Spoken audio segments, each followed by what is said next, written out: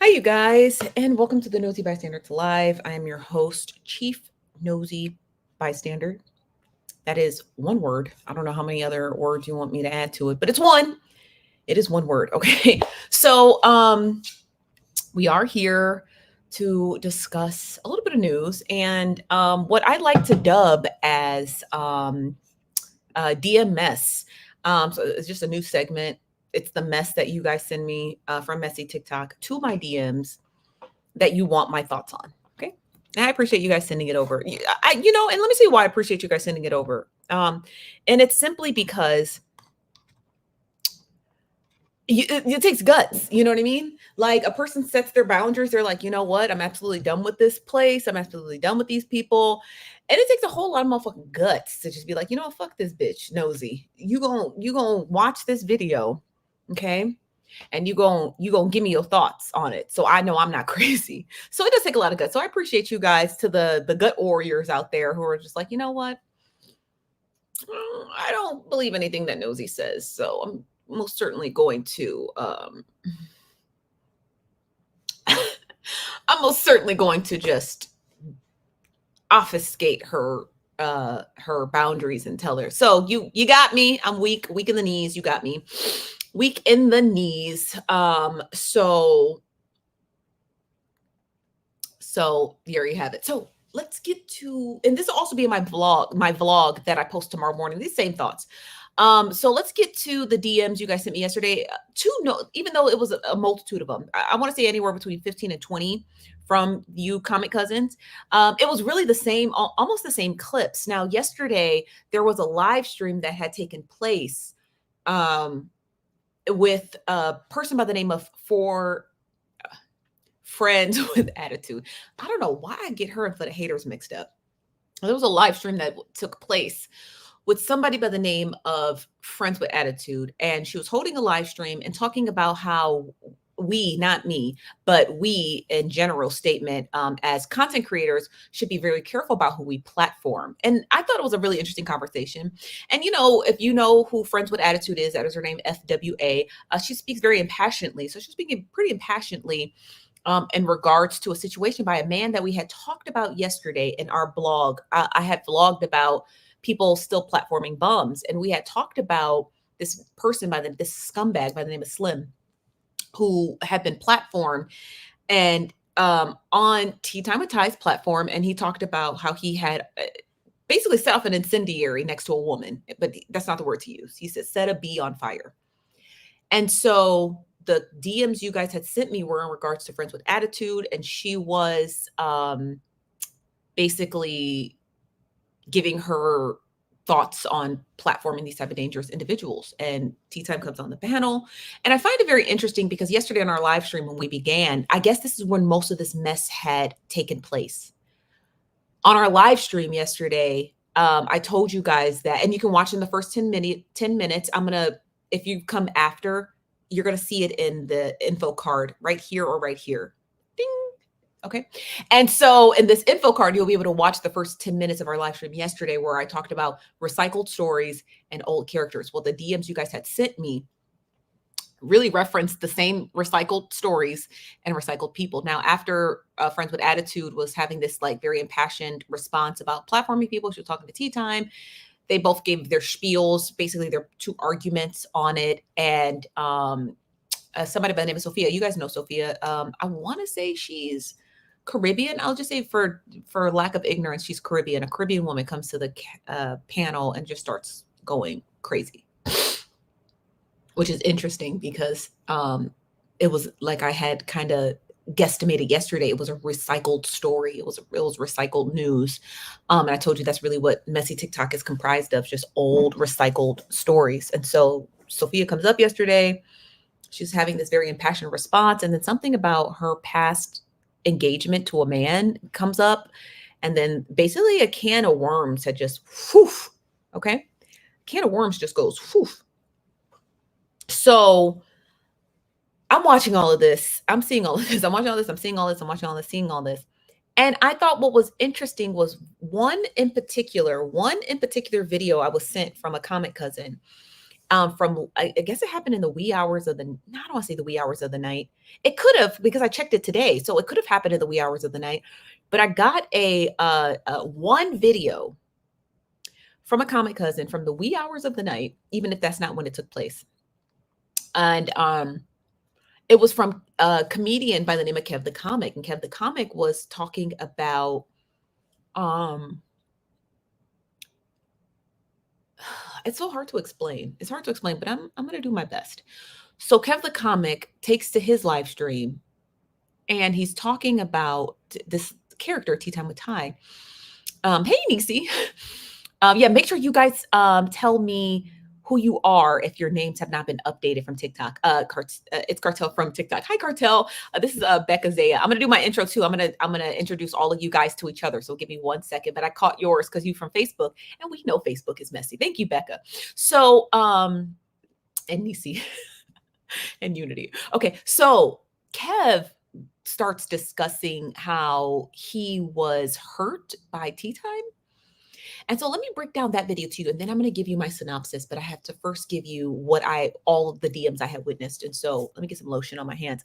So Kev, in the wee hours of the night, he is discussing how he had this clip that he wanted to play, and he had stated how he was hurt by some language being used by Tea Time. And this is the butt cake, butt cake, blueberry butt cake by Bath and Body Works. And so he's plays this clip, and it's the clip that is referencing what Friends with Attitude is discussing. Friends with Attitude was talking about demonstrative things that are being said and the responsibility and the role of content creators to not platform it, right? Right. So she's talking about that. Now, it was in reference to this Slim character talking about setting incendiary to a woman. Kev also plays that clip, but what occurs is in the clip that Kev plays, even though it still discusses the Slim character talking about setting a woman to incendiary, right, burning her, it then branches off onto a tirade where the Slim character starts to begin to talk about Kevin. Tea Time then says, "Oh, no, don't talk about Kevin. He gonna eat you up." And then Slim makes a statement, and I wish I can't replay it because I don't want that garbage over here. But then Slim makes a statement about P Diddy in reference to Kev, and then Tea Time. This is where the bad part comes in. Tea Time then makes a statement in regards to Kevin's orthodontics. Let's just to be nice about his mouth. And that's kind of in the clip that I was sent, it kind of set literally the world on fire. Like Kev was very hurt by it. He was hurt. He was very hurt by her statements. And so I lay all that out to say this, and so you guys can get my full thoughts, because I have to let you know what I was being sent to give you my thoughts, right? So for this segment called DM Mess. So I basically said this yesterday, so I guess I'm just repeating it again. And I already said it live on TikTok. These people are pretty disgusting. These are disgusting people. I don't have any slice of the pie with these people anymore. I'm completely separate. We're over here on YouTube. I still use my TikTok to promote my YouTube videos, my vlogs, and all the news that I cover. But because I am completely separate from these people, I'm going to tell you now, these people are really gross and disgusting. They're going to continue to use recycled stories to bait and click you into helping them pay their rent or whatever bill they got coming up in the next in the next following weeks. And so they don't care how or why they have to dance with the devil. They will just dance with the devil to get their goal met. This is a pimple patch. To get their goals met. They are really pretty gross people. And no one's exempt. I mean, I've engaged in listening and categorizing and recapping messy TikTok. But in all my days, I would have never, I would have had at least some limits. I would have had some limits, right, about what like there's like I would have had some dignity about what I was and wasn't going to platform. Do you understand? And so some people just don't have that. And they can talk a good game. Tea Time talks a very good game for stupid people.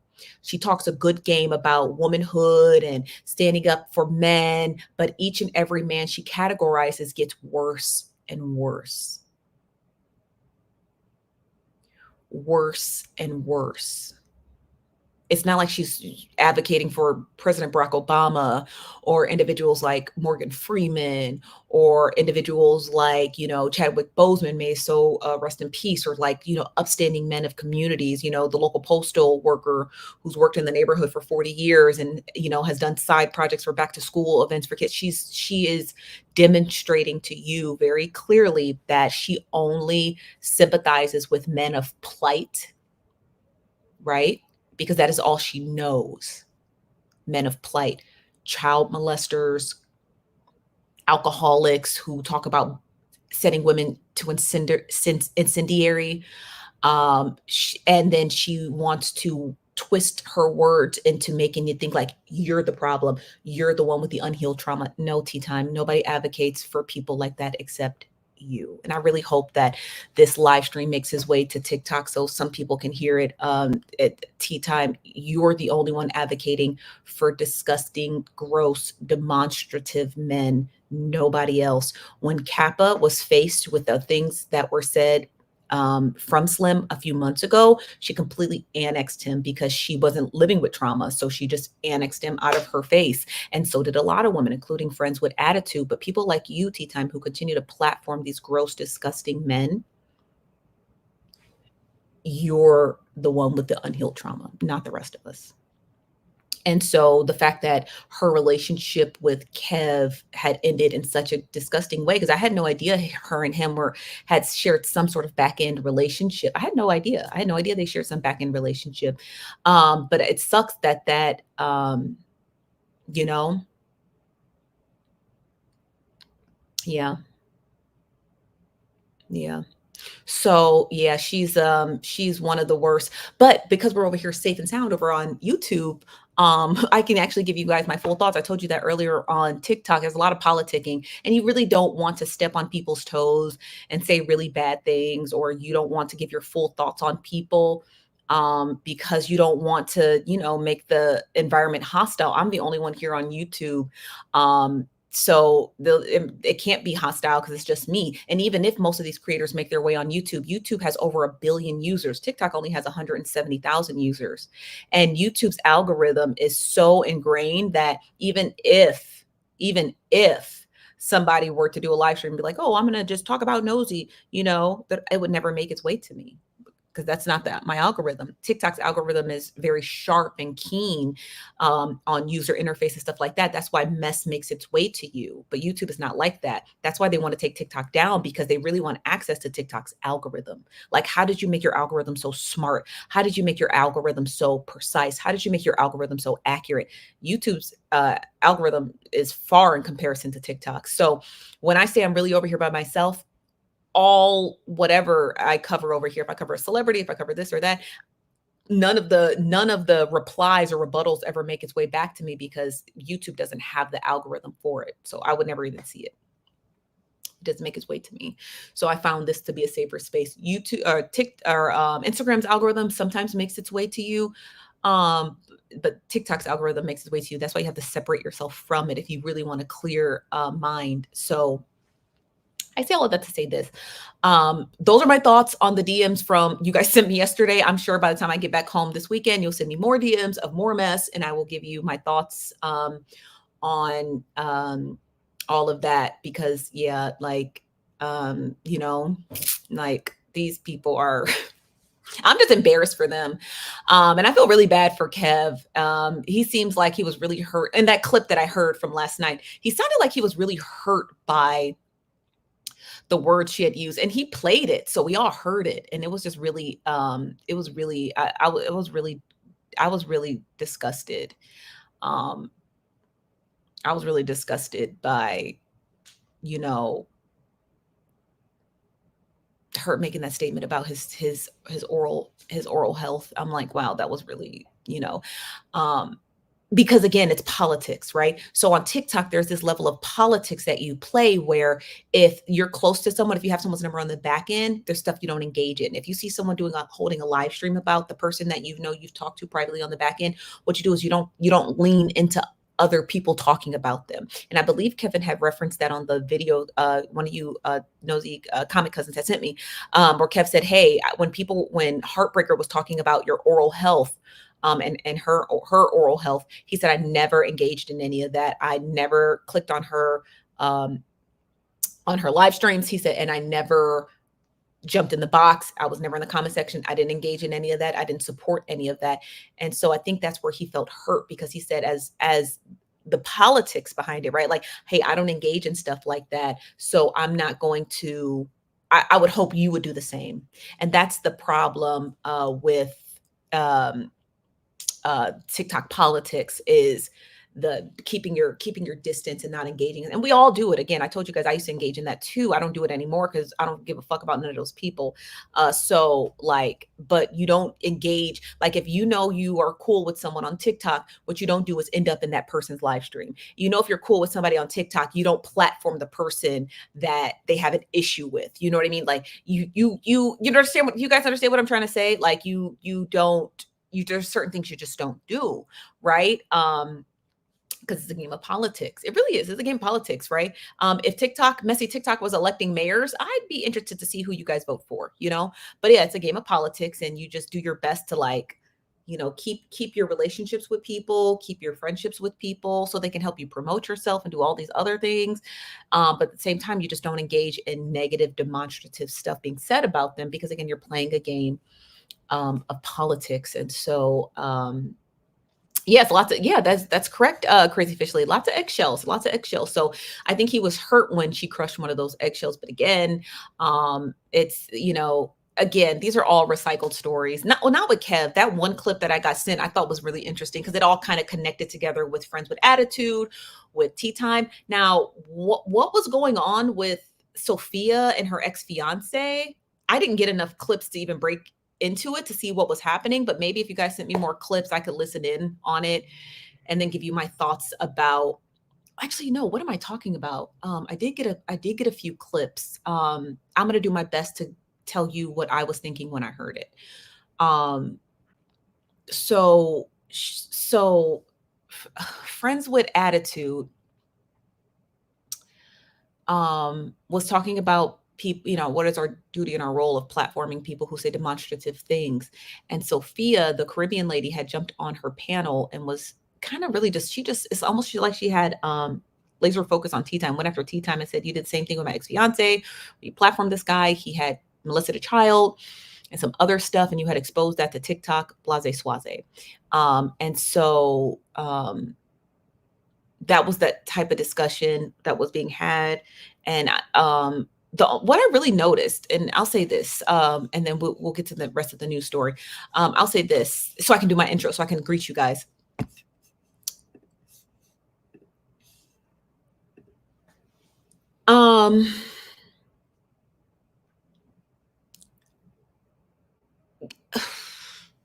There was a lot of victim blaming. There was a lot of victim blaming happening to Sophia. More than I thought that I would see. And Sophia's a really nice lady. She's actually a really, really sweet lady. She's just a Caribbean lady. She's a nurse, and all she does is just go around TikTok and with her very soft voice and just kind of making it a warm, safe landing to people. And so she seems like I've talked to her before. She's very sweet. And she seemed to have just we've all done it. Just trusted the wrong man. You just trust the wrong man, and turns out the man is like, a loser. And it was I felt really bad for Sophia. It was a lot of victim blaming. It was a lot of, like, well, what did you know, Sophia? It was a lot of,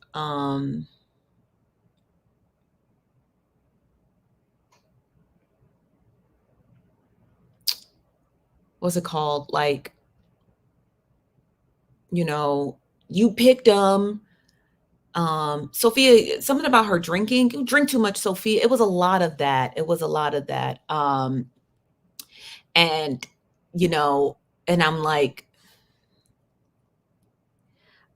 I'll say this, and then I want to get to the news. I want to just give it 45 more seconds. Sophia really wasted a lot of her energy on trying to find female friends in messy TikTok. That's probably the best way to put it. She really, really, really like she didn't drop the ball on ending up with that man, whatever his name was. I don't even know what his name was, but whoever that guy is, she didn't waste her time there. He bamboozled her. What Sophia really did was waste a lot of her time trying to find female empowering support groups out of messy TikTok. That was her biggest downfall ever. It was trying to trust some of those women over there. They are not to be trusted. It seems like the only person I saw advocating for her was a woman by the name of Pink Ninja.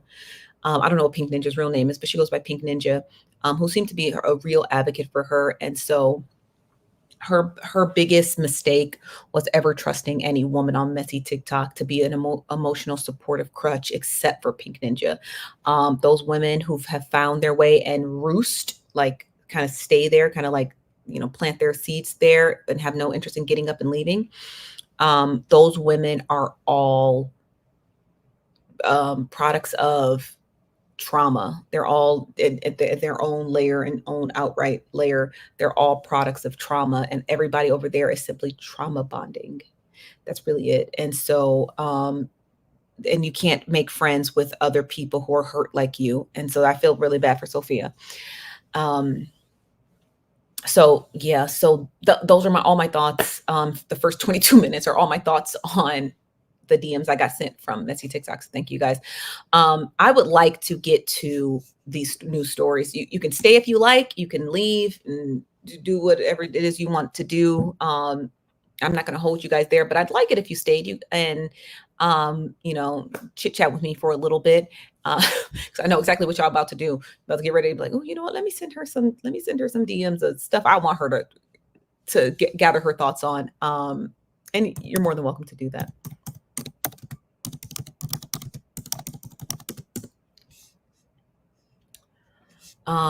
Let's see.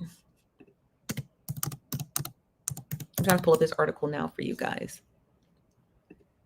Okay, I got it here. Let me just present this. I love sharing my screen on. It's so much better. It's just look how seamless that is. It's so seamless. It's so perfectly seamless. Okay, so before we get into this article, I want to see who's all in the building, you guys. I like to greet you guys. That's just my thing. I like to greet you guys. I don't so I'm gonna do my best to greet some of you, the ones I can see over here. Oh my gosh, there's so many comments. This from Zimone. Hi, Zimone. Hello, Naturally Brown. Hello, Kiki. Hello, 50 Shades. Hello, Nurse Janelle. Hello, M926. Hello, Miss Deborah and Sour Patch Tea. How you doing, Sour Patch Tea? Anybody here from Facebook? Hello, Tara. Hello, Penny for your views. I always see you over here. Hello, Dominique, Samantha. What's up, Scattered Brain said, not too much on us TikTok stuff. I'm gonna do my best to not do too much on you guys. What's up, JJ? What's up, A10? What's up, Deanna? What's up, Sweet Mocha? And Yum Yum Yum Yum Yum did change their name, so now it's Yum Yum. What's up, May? What's up, Connie? What's up, Delicious Dialogue? Nosy. What's up, Patterson? What's up, Dominique? What's up, Miss Buchanan? Aren't you love of his life? Why do I remember your TikTok name and nobody else's? I don't know why. Maybe it's your profile pic that has never changed over the years, Steph. I think that's what it is. I think that's what it is. What's up, Janita Fort? What's up, Jojo? What's up, Lady X? What's up, Samantha? I think that's why. Love of his life. I think you're the only person.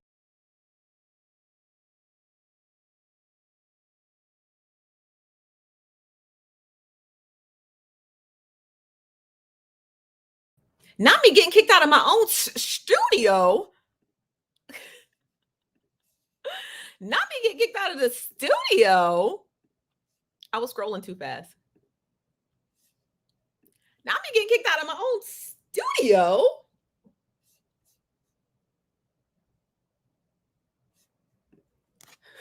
Hello, Rachel. Hello, Penny.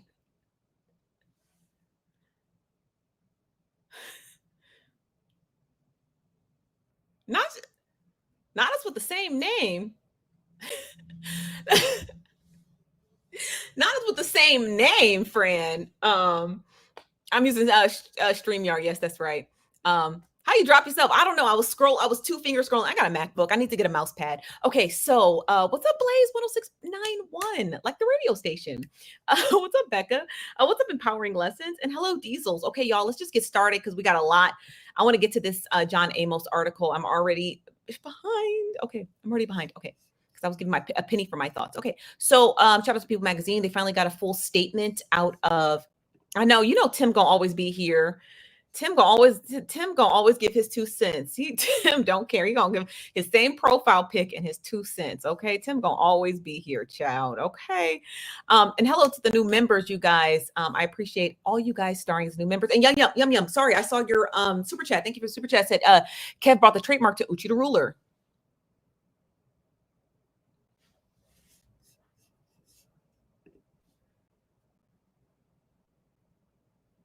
Kev bought the trademark to Uchi the Ruler.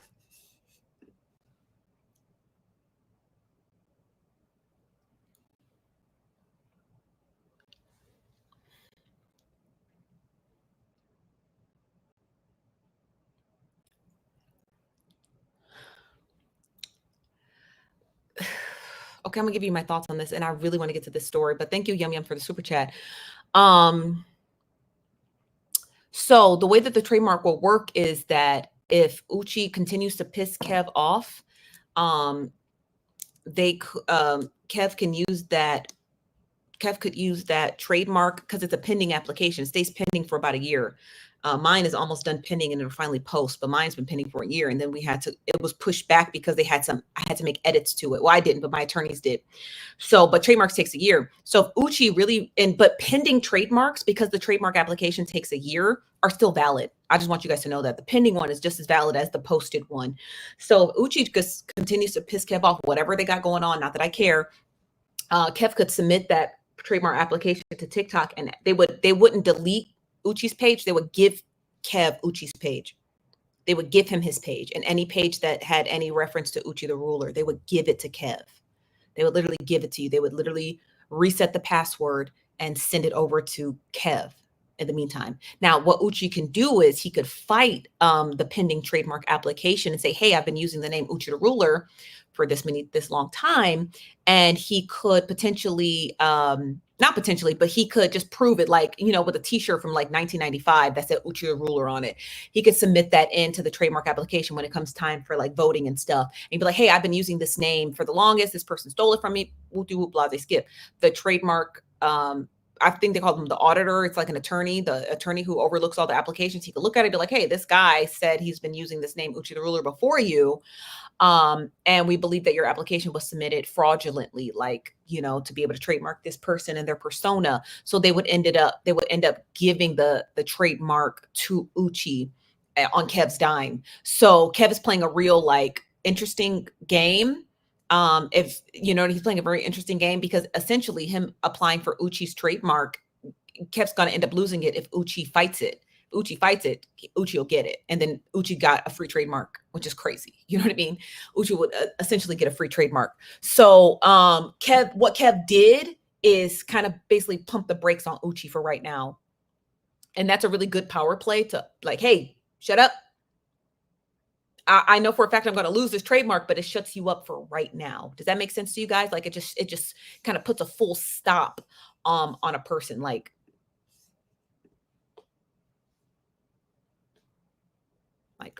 full stop, full stop talking. But essentially in the very end, Uchi is going to end up, if Uchi, if he counters it, like he goes to the trademark and he submits his like counter, like, hey, I've been using this name. Here's my name.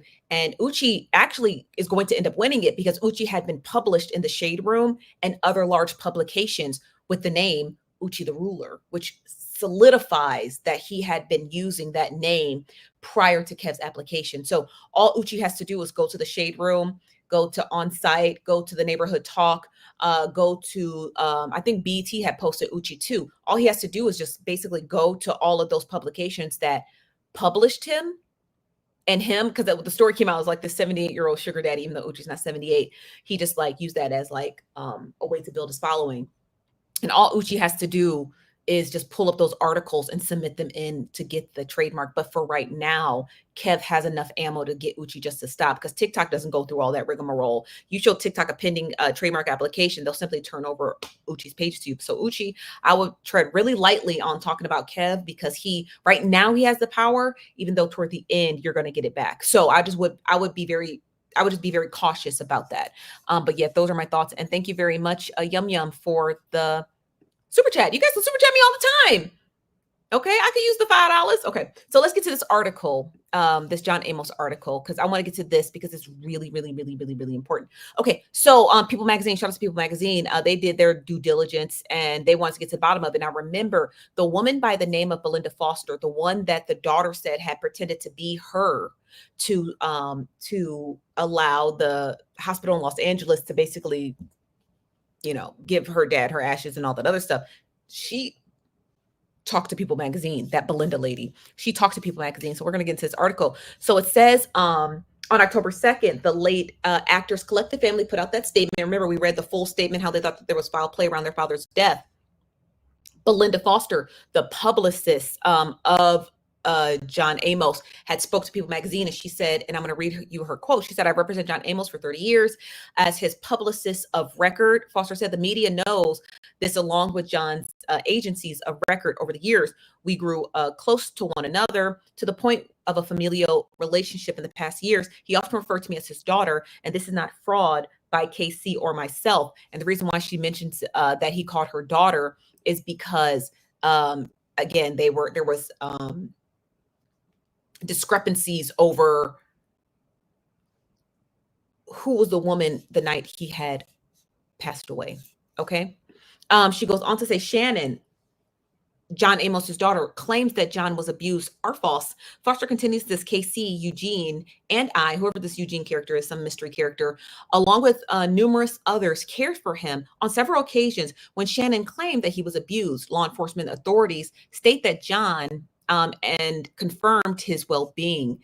In a statement on Wednesday by John's goddaughter, Goody, she also stated that they thought that he had him cremated to basically hide whatever it is, what was going on with him and his conditions. It says, according to the death certificate by People Magazine, he died of congestive heart failure on August 21st at 5:18 p.m. at the hospital located in Inglewood, California. Now, here's where some of the discrepancies come in. He died on August 21st, but he was in Jamaica on August 13th, and he looked fine and well, if you ask me. Okay, I'm not a doctor, but he looked fine. So my question is, and I don't know why this, I'm not trying to cuss. I'm really not trying to cuss, but this is the type of shit that pisses me off. This is the type of stuff that pisses me off. So the girl who posted a picture of her and John Amos in Jamaica at the time, her cousin posted about it. And I said, oh, can you ask your cousin, when was she in Jamaica? It's important. The family wants to know, and we would like to get that information back to the family. When was this picture taken? This dumb bird gonna DM me back and say, oh, she was trolling. She's not trolling, you moron. She was trolling about being a sex worker. The picture is real.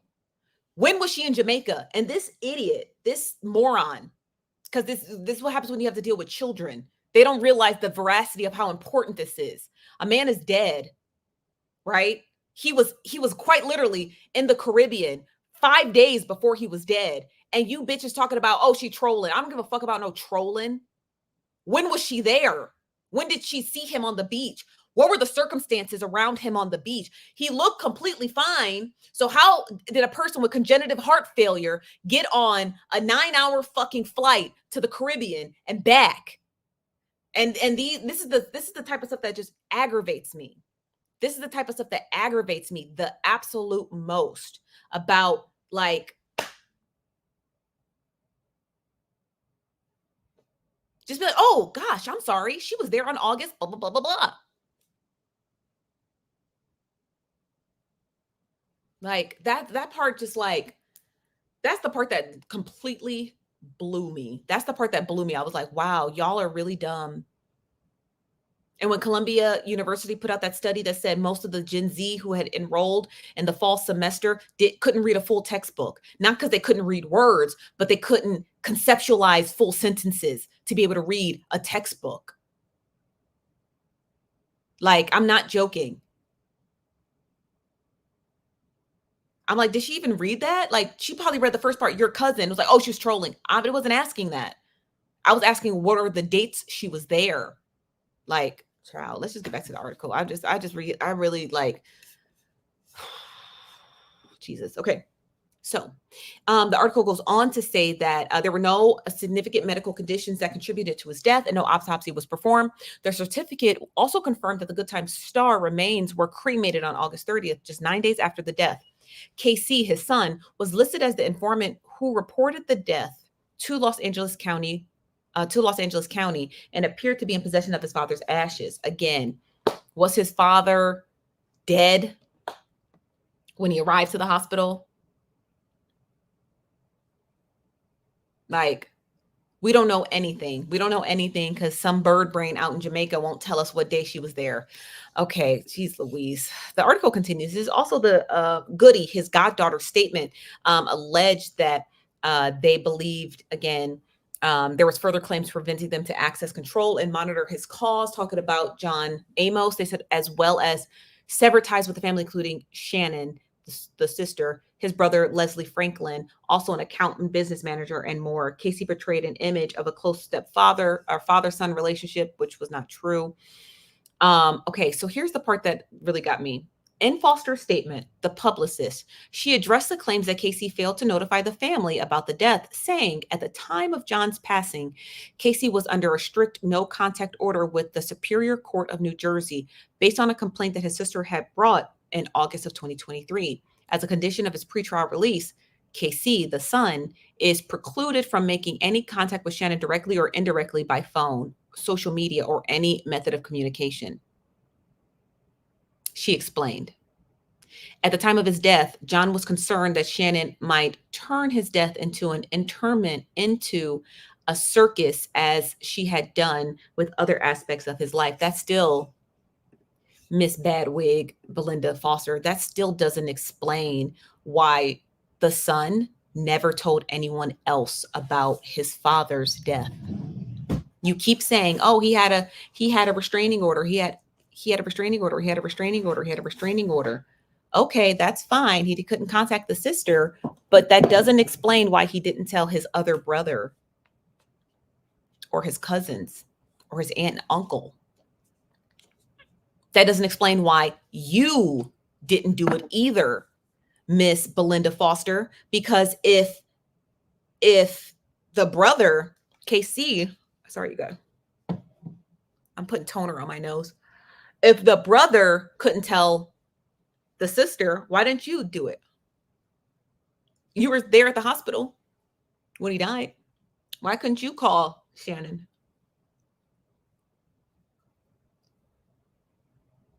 Why didn't you call Shannon?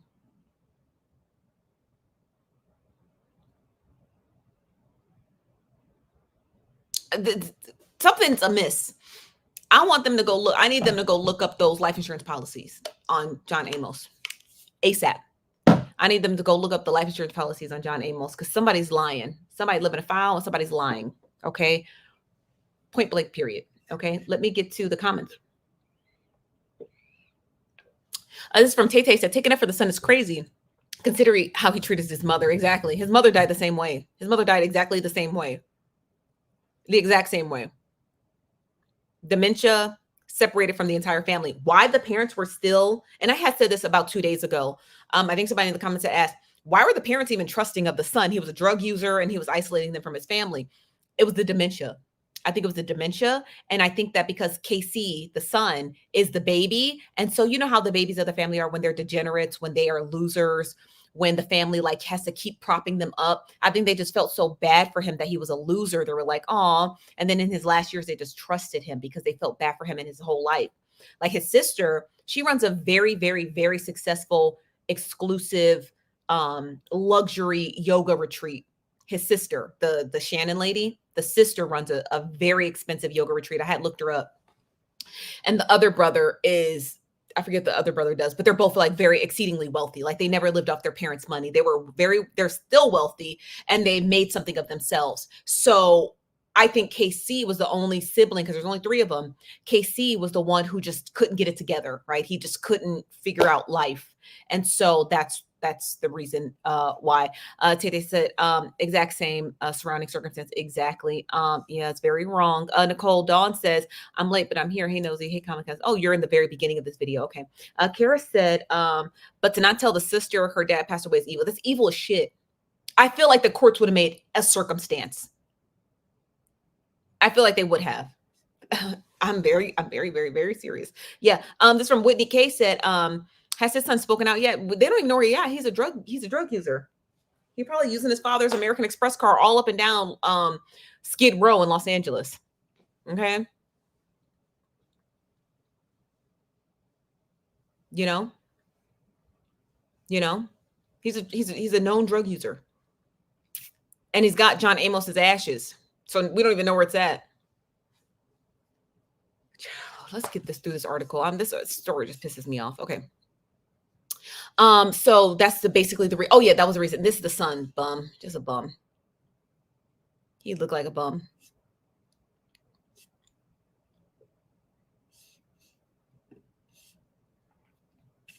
Bum. Okay. Let me see if there's any other part of the story that I thought was interesting. Oh, here it is. Okay. So it says in Foster's statement, she says, while she plans on continuing to represent my client with enthusiasm and skill as a professional publicist, she feels sorry for Shannon has chosen this path, but consistent with John's approach, I will respond to her with firmness but compassion. Bitch. John loved Shannon, but she was a difficult child to a point that John had to order that an unauthorized GoFundMe page that she put up in June of 2023 be shut down for those concerns that John's state of mind. I don't believe that. I don't believe that at all. I don't believe it at all. So there was a GoFundMe posted in 2023 that was taken down, but I don't think Shannon posted it. Shannon didn't need the money. I think that the brother posted it. That's what I think. I think the brother did it to make the sister look like she was unstable with no money. I do. And that publicist, I think the publicist did it too. I think the brother and the publicist were both in on that GoFundMe because when the sister came out with a story and said that she needs to get her dad back, she never once came on the internet, asked for money, then bam, some GoFundMe pops up out of the middle of nowhere.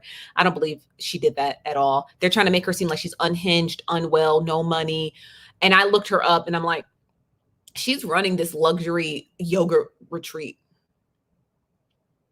You know how rich people love going to places for no apparent reason to go stretch out in the middle of the woods. And it's she's beautiful cat. And the thing is beautiful. And I'm like, why would she? I didn't believe I didn't believe that for a literal second. It goes on to say that, where's the article? Oh, sorry. Foster concludes that for the sake of preserving John's well-earned reputation as a superb actor and community activist, we hope that we could put the rest of this nonsensical claims that Shannon is offering out on her own pain as a result of her estrangement from her father. People have reached out to the spokesperson for the Los Angeles PD, who said that there was no updates or statements in regard to opening John case for elder abuse at this time. That's really sad. That's really sad. That's really sad. You're taking the word of a junkie and a failed publicist. That's Los Angeles County for you, honey. That's Los Angeles County for you. Sheesh. Let me get to some of your comments and we're going to move on to the next story. Oh gosh, we got a little bit of time left. You said the sister and the family. My nose itches. It's got to be dusty in here. It's 78 degrees in here. Yeah, it's hot and dusty. Damn, then what's the weather outside? Alexa, what's the weather right now? In Phoenix, it's 104 degrees Fahrenheit with mostly sunny skies. Today, we can look for high temperatures, with a high of 110 degrees and a low of 78 degrees. Also, there's an excessive heat warning in effect until Monday, October 7, 8 p.m. Damn, 110 degrees? No wonder.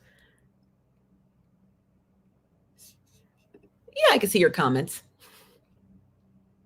I don't know what part of the video you're at, but if you're toward the tail end of it, yeah, I can see your comments.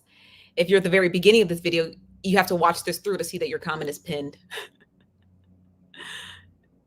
It's hot and my nose can sense it because it's itching. My nose is itching. Okay, so toner always helps it because toner's cold and it's pressed. Toner always helps my nose. So let's get final thoughts on this whole lady. This lady needs to go to hell. Okay. That's all I got for her. This lady needs to go to hell. Okay, let me pull up the next video about this Veneer scammer.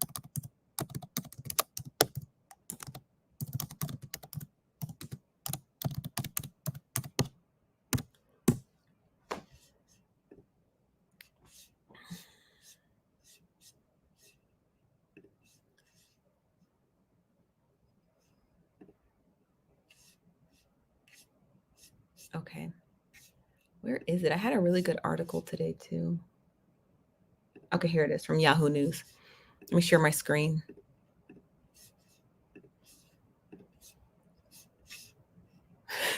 This is a mess. This whole story is a mess. Okay.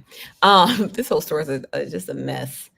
It said investigators raid the office of a top Atlanta veneer specialist accused of faking being a dentist. Oh no, hold on. I want to read it. I don't want to watch anything. I want to read. I like to read it.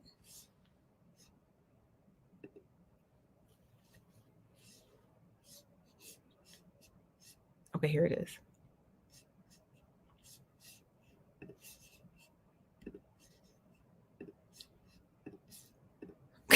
He look a damn mess. That's what you get. You look a damn mess. Okay, let me get some of your comments. He said 104. Oh yeah, I saw that already. You said 104. That's cooler than I am. It's 106. Where are you at, Kimberly? You said you over there cooking in a heat. No, my room here is only 78 degrees, but it's set to 73. But it's because I have the windows open because I like the natural lighting. So the windows are always going to be radiate.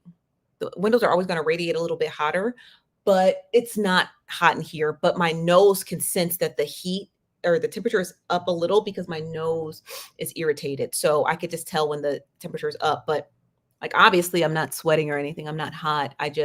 My nose is always the first to sense everything, like in my old apartment when my nose would itch all the time.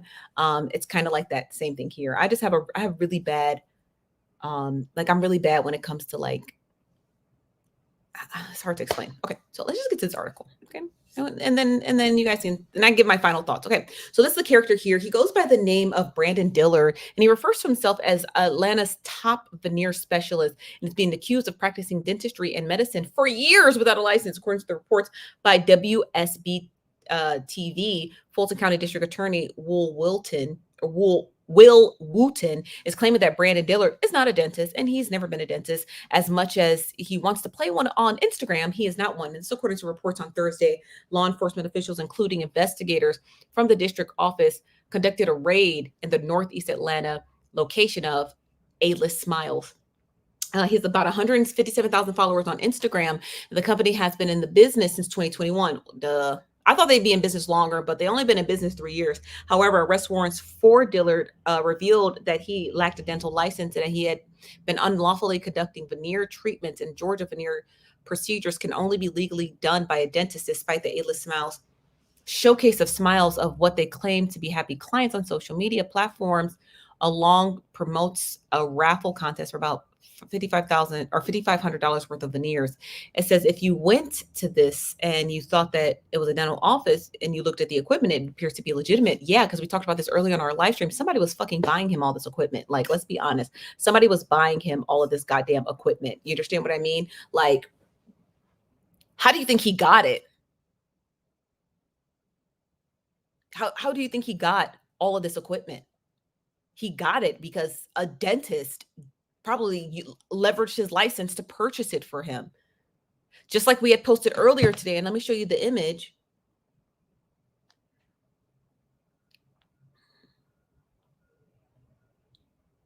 See if I can find the picture. This guy who he's standing next to promoting his veneer courses is a dentist. His name is Dr. Soto.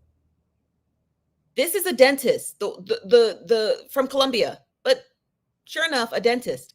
So he was obviously in the business of other dentists. I don't like how Fannie Willis out of Fulton County is painting out this story because it doesn't make any sense. He didn't do this alone. You think that he just walked into a regular dentist office and was like, hey, can I borrow your license real quick? I need to buy medical grade stuff. No, there are specific guidelines in Atlanta law or in Georgia law that allow dentists to be able to leverage their licensures with field supervision. And let me break that down to you. When I had braces, my orthodontist, Dr. Kirk, did not work on my teeth every time I came. Orthodontic techs did. But he was always in the office all the time, 24 hours a day, 7 days a week, or whatever their office hours were. He was always there. When they would change my wires, he didn't need to be there. When I would eat a peanut and I took a bracket fell off, he was the only one who could take it off, file it down like zzz, and bond it back on. And once he did that and he aligned it perfectly, he would put all the utensils down and then the ortho tech would come in and she would line up the wires. So the way that they're making it sound like, oh, he was just out here just doing this all willy-nilly by himself. No, he wasn't. He was being leveraged by other dentists. That's what made him think he could do it. That's what made him thought that he was safe. If you look at his social media, this kid here, he never once said he was a fucking dentist. He never once said, I'm a dentist, come to me, Brandon, whatever, DDS. He never said that. He never said that. And every promotional training video that he had did, and there are other ones, he did it with a dentist. He was with the actual DDS, somebody who was licensed. So what I want to know is, where are all of the dentists who had leveraged their licenses for this kid to help purchase his equipment, who was doing those veneer seminars with him and blase soise? Are they also going to be prosecuted for failing to supervise him during all of these veneer visits? Are they going to be there? You know what I mean? Huh? No, they're not, because they don't care about them. They're just going to go off, and those dentists are going to find other loopholes for their license because nobody wants to work. Everybody wants to make a quick buck. So those dentists are going to find other loopholes through their licensure and the state of Georgia. And they're gonna be other techs soon. They're gonna be brace techs for braces. They're gonna be these techs and those techs and those techs. But the dentists are not getting in trouble for leveraging out their licenses. Come on, give me a break. But we're gonna continue this article because we're almost done. Okay, so then it goes and says that if they, whatever, we already read that part, this idiot. Okay, so it says Dillard faces up to 8 felony charges, which include practicing dentistry and medicine without the necessary licenses, as well as engaging in theft by deception. If it looks reputable and it looks professional, and that is part of the scam. Dillard reportedly conducted training sessions for individuals nationwide on veneer procedures, charging upwards of $6,000 to become a veneer specialist. However, the district attorney's office has stated under Georgia law, there is no official designation for veneer specialist or veneer technician. Many people pay the defendant to receive training on how to do illegal conduct, and I am not interested in prosecuting those persons. I'm interested in stopping this work and finding out who they are, because they're also victims. She's a liar, and don't believe anything that comes out of that woman's mouth. If you got training from the dentist or that kid, Brandon, whatever his name is, and you go to Fannie Willis's fucking office and you say, hey, he charged me $6,000 to become a veneer tech, you're going to jail. You're not a victim. And don't believe those words that come out of her mouth. You're not a victim. She's going to put you in jail. You already see the lackadaisical, sloppy work that she put together for that RICO charge for YSL. She's going to also try to make an example out of you. If that boy got your $6,000, then just charge it to the game. That's all you can do. Charge it to the game. But if you think you're going to go down to Fannie Willis's office and try to recoup back that $6,000 you gave him to be a veneer tech, just know she's putting you in jail. That is what she's going to do. So just charge it to the game. Okay? Charge it to the game. Be like, look, I got. It is what it is. And I don't think you really got, to be honest with you, because there was a dentist in there teaching you how to apply on veneers. But what you're not going to do is open up a shop and try to be a veneer tech. Don't do it. Just charge to the game. Just be like, you know what? It is what it is. I thought I found a quick hustle. I didn't work out. I'm done. Okay. But I can guarantee you this much: you're going to jail. Fannie Willis is going to put you in jail. And while she's trying to call you a victim. And then how much you want to bet as soon as all these people make their way to her office, these video clips are going to be gone of her calling you guys victims and be like, oh, I never said that. And you'll never be able to go back to WBS TV News to get that clip. Like, didn't she say we were victims too? You'll never go back to get those clips. She's going to have Atlanta 2 delete all that footage of her saying that even the other veneer techs who were trained were victims. And then she's going to come out. She's going to call you guys a bunch of scumbag scammers. That's what she's going to do. She's going to come on and be like, oh, you're just a bunch of scumbag scammers. She'll never ever allow you to use those video clips because they will be destroyed and they won't be archived and they'll be gone. Okay. So you can try it if you want to, but Fannie Willis is going to put you in jail. Okay. And I wouldn't even take that risk. All right. Life's too fucking short to be caught up in an okie doke. Okay. Caught up in an okie doke. All right. So, but that's all I have for you guys today. I'm off tomorrow, but we will be back Sunday, 5 p.m. Pacific, 8 p.m. Eastern, right here on the Nosy Bystanders Live. Remember to please send us all of your clips from Messy TikTok. I will give you my thoughts and anecdotes about it. Again, I don't platform any of those people over here. You won't be able to hear any clips, but if you really want my thoughts on a situation, please do send it over. I'm more than happy to give it to you. But we'll be back again Sunday at 5 p.m. Pacific, 8 p.m. Eastern. Smash the like button on your way out. I know you guys are getting ready to leave, but make sure you smash on your way out. Please don't be ignorant. It's really vital to the life of our channel that you guys do it. Also, here on the corners, I'm going to be including our last vlog and our last live stream in case you want something else to watch. But I'm your host, Chief Nosy Bystander. You guys have a wonderful night, and please check out these videos seen here. Okay. All right. Love you guys. I'll see you later.